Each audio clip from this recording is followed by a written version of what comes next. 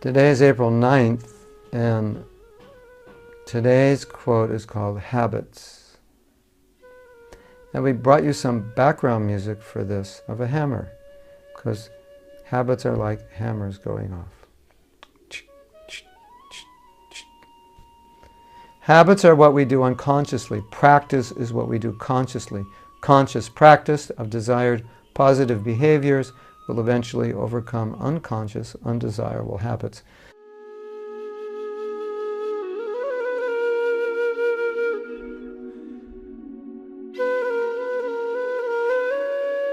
The thing about habits is we may have habits which are undesirable, which means they just developed unconsciously.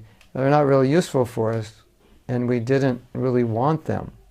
But now we have them. But you have the habit of whatever. Think of a habit that you have that's undesirable. Habit of staying up late. Habit of getting annoyed by something. The habit of whatever. Not getting out of bed when the alarm clock goes off. So these habits have now become unconscious programs due to repetitive practice. So, how do you replace the old habit? The same way you got it. Repetitive practice of a new habit. So now, habits are what we call unconscious competence. I'm competent unconsciously.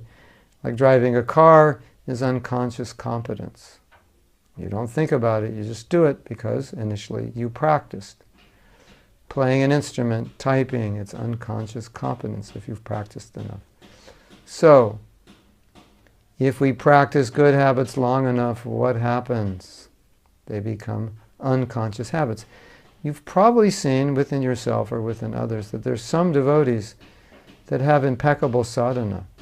And actually, you don't need to wear a watch because they're so regulated. You can just ask, Prabhu, what round are you on? And you'll know what time it is.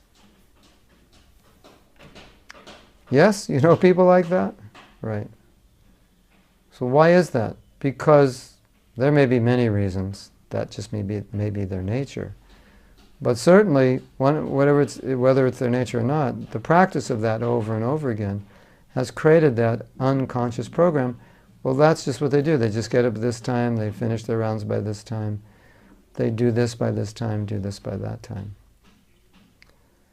Practice, practice. So, at least we should be aware that anything we're practicing over and over again, if it's undesirable behavior, it's going to become a habit. So, let's say, for example, I'm attracted to something that's not Krishna conscious, and I tend to think about it, or I tend to look at it when it's in front of me. I tend to meditate on enjoying it, either when it's in front of me or even when it's not.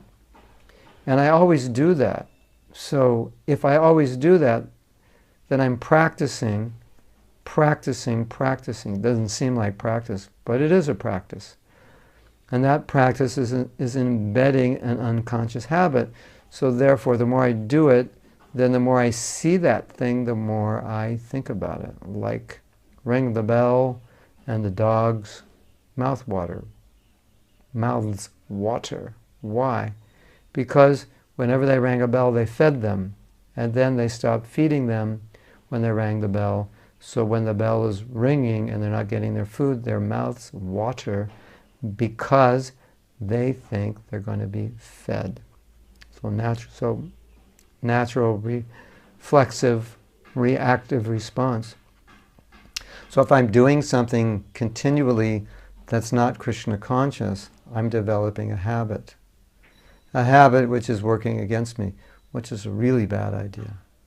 So whenever you're tempted to think something, say something, do something that you habitually do that isn't Krishna conscious, just understand you're practicing a bad habit, and when you practice it, you get very good at it. Just like some of us have problems with anger. So if every time we feel like letting our steam out because something is upsetting us, we're practicing anger. And the more we do that, the better we get at being angry. And the more we do that, the more we instill that bad habit in our subconscious. So whenever this happens, we always get upset. Now, if you want to overcome that problem, as we're saying, you have to practice not getting angry when that happens. And if you practice enough not getting angry when this thing triggers you, what's going to happen? At a certain point, it's not going to be a trigger anymore. In fact, the thing that got you angry could be a trigger to calm you down because you practice calming down whenever that happened. Or you practice being empathetic when that happened. Or you practice being compassionate or understanding. So now when that happens, it arouses or awakens compassion. Wouldn't that be an interesting way to live? The very thing that aroused anger now arouses compassion because you practiced being compassionate when that happens. Whenever somebody complains about something, you practiced understanding. So now when people complain, you become more understanding because that's your new habit. And since we're creatures of habit, we need to practice habits that will enable us to be more Krishna conscious. And when we notice habits that are impeding our Krishna consciousness, then we think, well, what would be a better way of behaving? And then practice it, practice it, practice it, practice it. And after a while, guess what? You've really got this controlling anger thing down. You've got this humility thing down. You've got this forgiveness thing down. You're always giving forgiveness. You're always serving. You have this appreciation thing down. You're habitually appreciating everybody. What's wrong with you?